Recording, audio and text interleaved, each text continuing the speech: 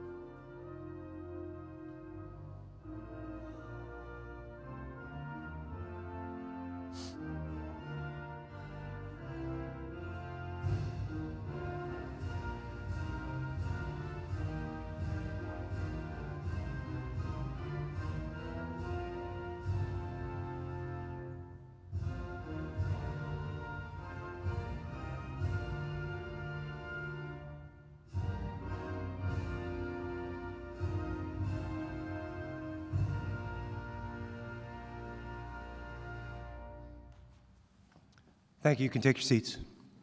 Class, left, face. Take your seats.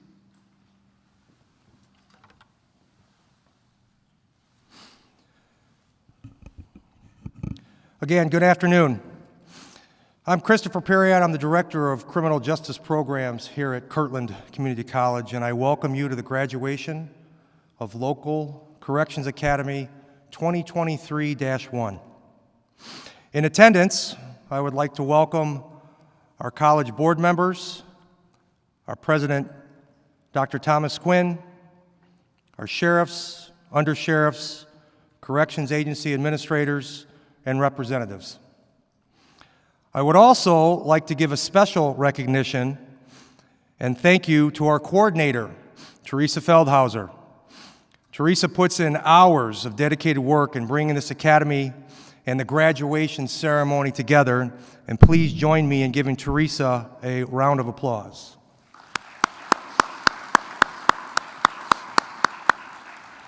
She's here somewhere, I know she is. Also, a special thank goes out to our instructors, and if any of them are here, please stand up. They spent tireless hours preparing and training our corrections officers for their testing and graduation, and please join me in giving a round of applause to our instructors.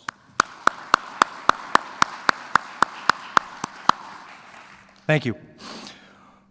Also, welcome to the families and the friends of our graduates, and a special thank you to all the members of the corrections community who have come here today to share in this day of accomplishment. I also want to give a special welcome and thank you to all the agencies who are here in attendance that sent officers through our academy. That would be the counties of Antrim, Cass, Sheboygan, Crawford, Delta, Gogebic, Grand Traverse, Iosco, Leone, Marquette, no, Ross, sorry about that, I screwed that up, Roscommon, and Wexford. Lenawee, thank you. Many look upon the corrections field as a lifeblood of their agency. New corrections officers bring with them a range of backgrounds, cultures, experiences, and talents that ensure that the position of corrections will continue to develop and improve its ability to meet its mission. Our corrections officers and deputies bring with them enthusiasm that comes with embarking on this new journey. Congratulations on committing yourself, working diligently to successfully pass your testing and graduate from this academy as certified corrections officers. And I can proudly say that we had 100% pass this morning for all their testing. So congratulations.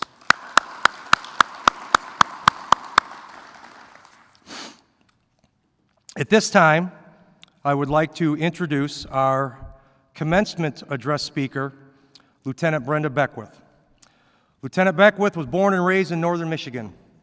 Her career in law enforcement started as a corrections officer for Sheboygan County Sheriff's Department in 2004, and in 2010 she was promoted to the rank of corporal.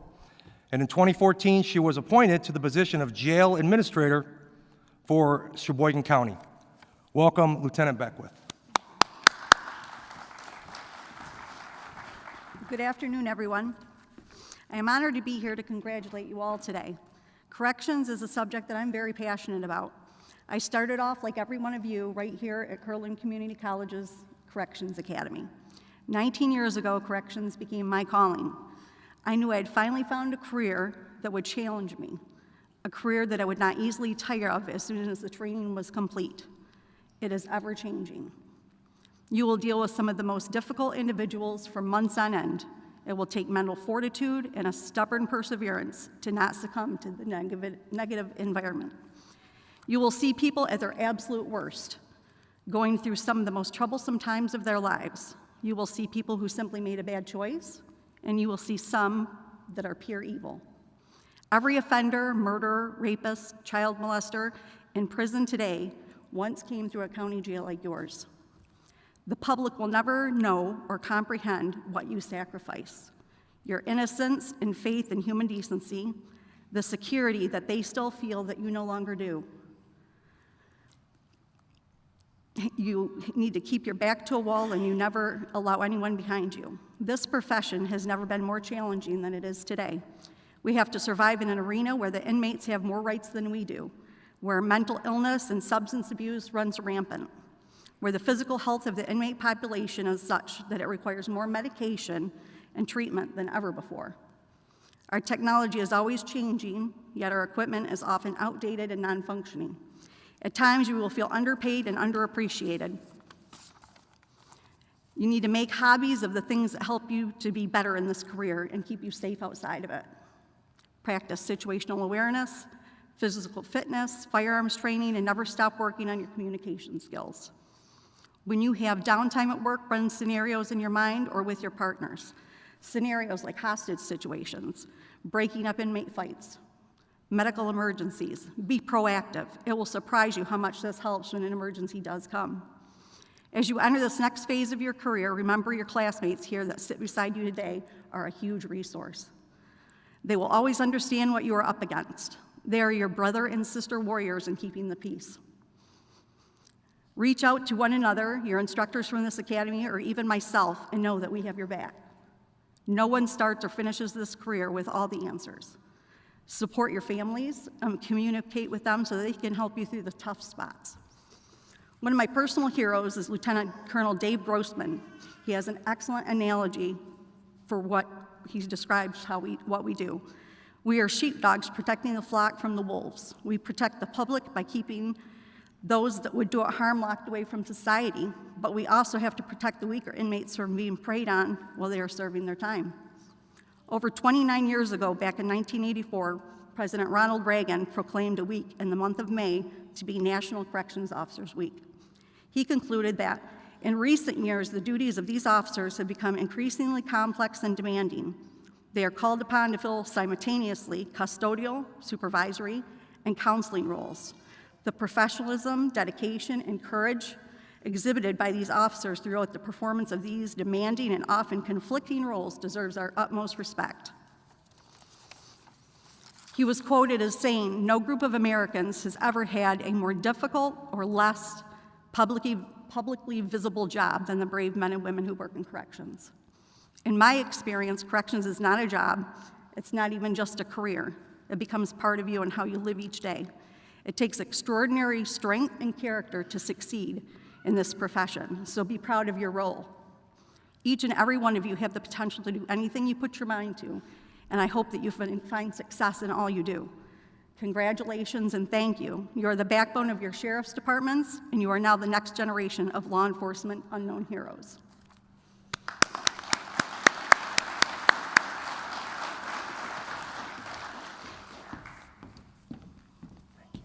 You're welcome.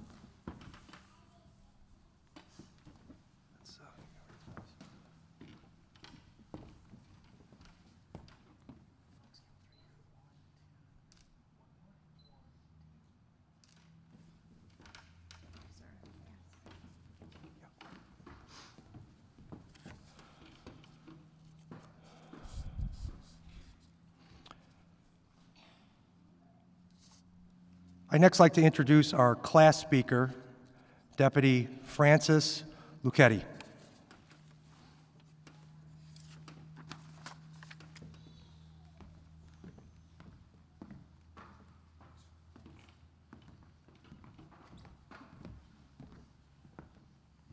Afraid I can't add too much to what the lieutenant said, her many years of experience, so thank you. I'll try to keep it brief. But good afternoon. My name is Francis Lucchetti. I'm honored to have been selected by my classmates here to speak on their behalf in recognition of our completion of the Michigan Sheriff's Coordinating and Training Council Local Corrections Officer Academy. I firstly want to express my gratitude to Director Perriott, Coordinator Feldhauser, Sheriff Stern, Lieutenant Beck, and all of our other instructors who taught us over the course of our academy. Your wisdom and experience are of great value to us and to all others of our field. I think it's probably safe to say that very few people grow up with the aspiration to become jailers, but many possess a deep-seated desire to do something meaningful and something helpful. I think that aspiration, combined with society's need for the containment of crime and criminals, directs bold souls, such as the ones to my left, to service behind cold steel doors and looming concrete walls. As the lieutenant mentioned, behind those walls and doors we are unseen often. In effect, we are invisible. The popular conception of incarceration, in many cases, offers no picture of the actuality of daily life for officers and inmates, but this is okay because we do what's difficult so that others don't have to. We decide to live with criminals for 12 to 16 hours a day because it's better than them living among us all the time, living among everyone all the time. The world needs tough people, and my classmates here are those people. We know all the stats. We heard them in class, and we've heard them before. Divorce and suicide rates for COs, lack of sunlight and proper sleep, the difficulty of maintaining physical health that's endemic to shift work. These problems are compounded by dealing with many of the worst of our communities. But we haven't quit because anything worth doing is difficult. In order to maintain the moral high ground that society maintains over the antisocial, we care for prisoners. We feed, we clothe, we house, protect, and provide medicine for murderers, rapists, drug dealers, thieves, liars, in addition to those who may have simply found themselves faced with difficult choices and addiction. I want to encourage my brothers and sisters in gray here who daily hurl themselves unarmed into the breach, risking being spat on, verbally abused, assaulted, mentally worn down, and sued in the performance of duty. This is noble and honorable, especially in a time when these virtues are lacking. It's a common saying among first responders, if you will, that the most important thing is to go home safe to your family at the end of your shift. But I think that it's important that we consider what kind of world we want our families to live in. If that were totally true, that the most important thing were to go home to our families at the end of the shift, which it is true, but if that were truly the most important thing, we would probably select safer careers. Of course, we do this to support our families, but we also must remember our vital role in preserving the safety and order of the social fabric writ large. So let us carry on with our responsibilities dutifully as we return to our various departments, taking with us what we have learned. Keep fighting the good fight.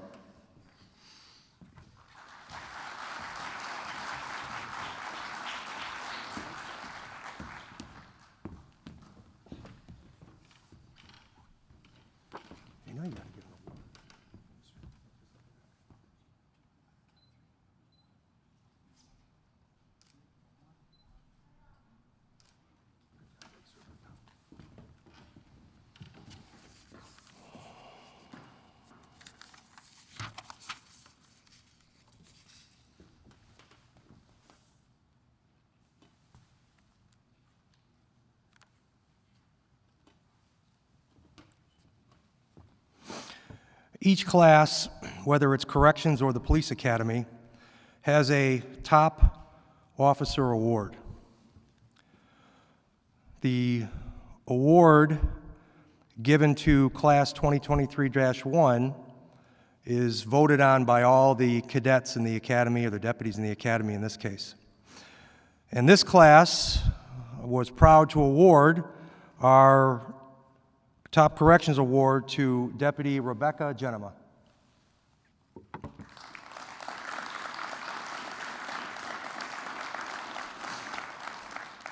Also, we have a Academic Achievement Award for both the Corrections and the Police Academy. So Deputy Genema won both awards, Top Corrections and the Academic Achievement. So this one's academic, and then she's got another one for top.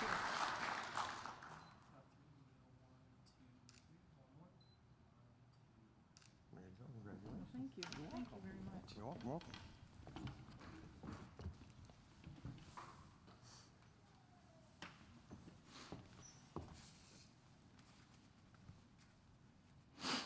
And now the moment I know they've all been waiting for. We can give them their graduating certificates. Our first deputy is Deputy Bryant Bouchard.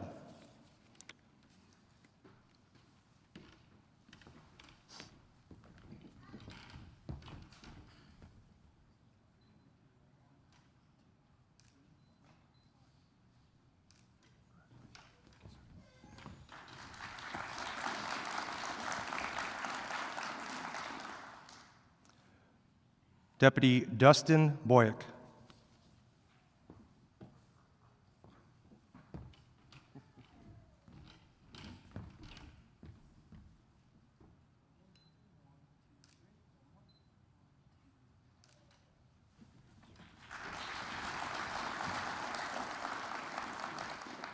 Deputy Robert Burns.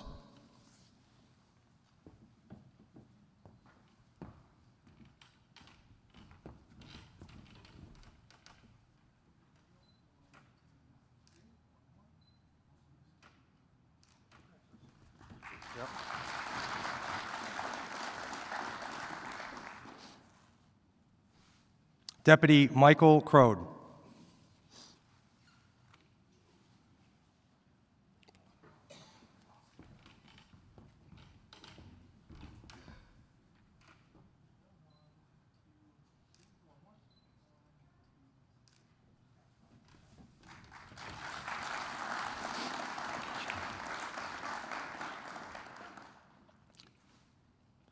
Deputy Mitchell Floth.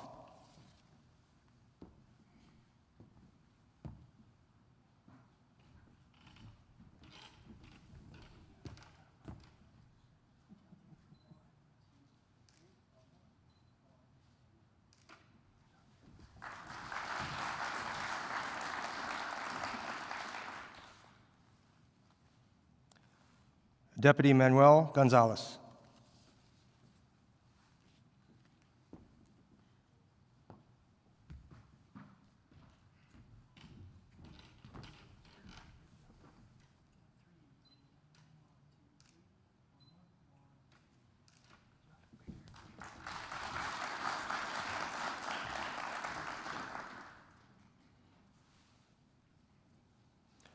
Deputy Rebecca Genema.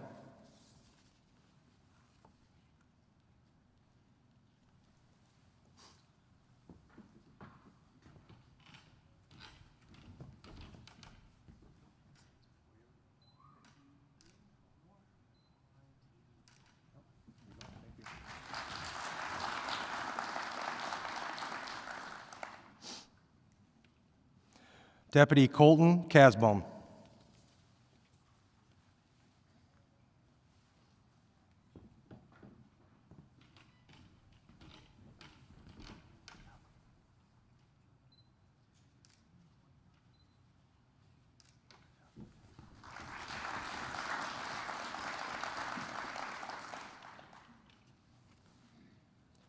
Deputy Christopher Kohler.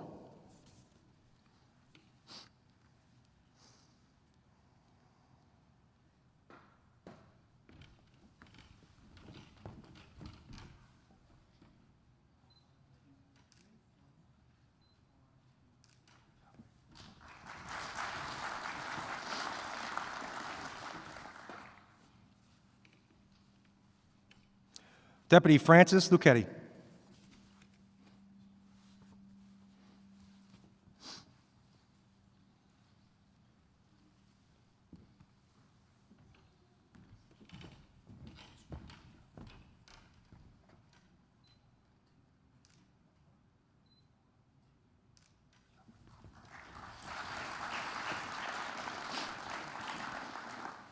Deputy Robert Massey.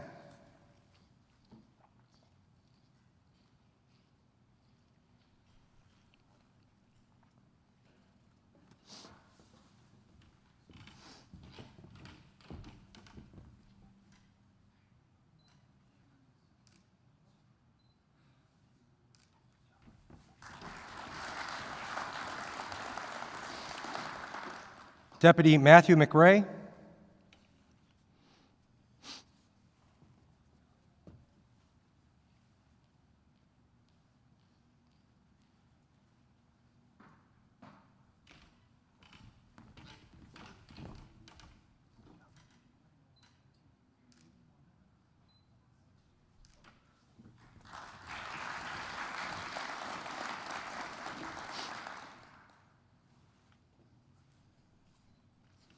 Deputy Jordan Nystrom.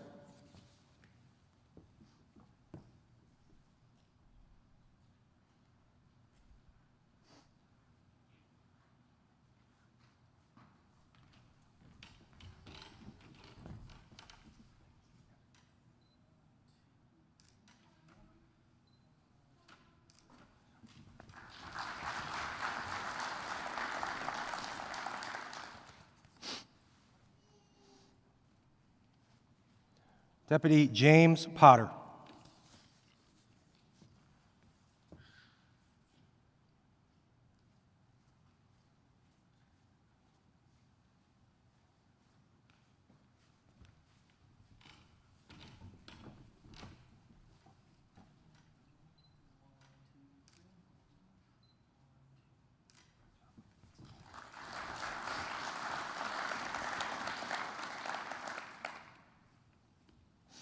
Deputy Pamela Reisinger.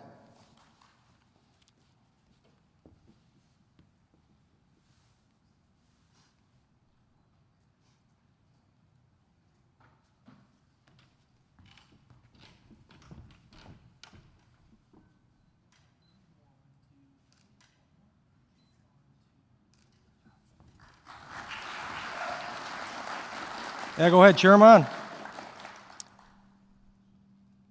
Deputy Emmanuel Seaman.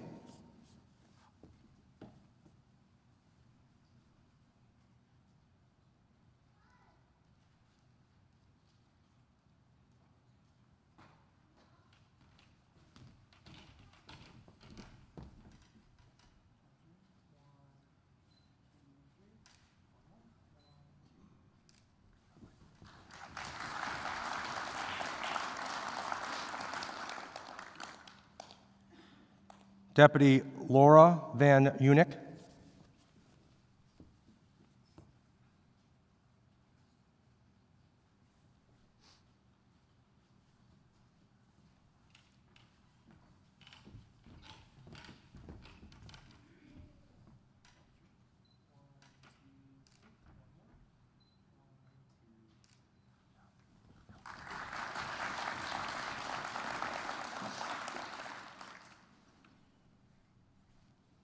Deputy Dwayne Z. Stratton.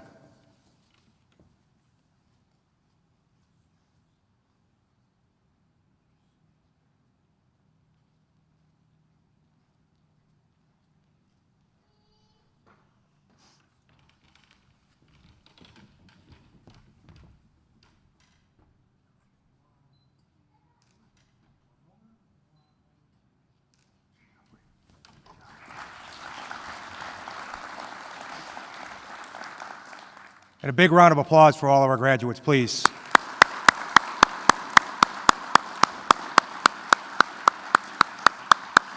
I want to thank you all for attending. We appreciate everybody coming out. We'll now dismiss the class. Class, attend. Class 2023-1, you are dismissed. Fallout.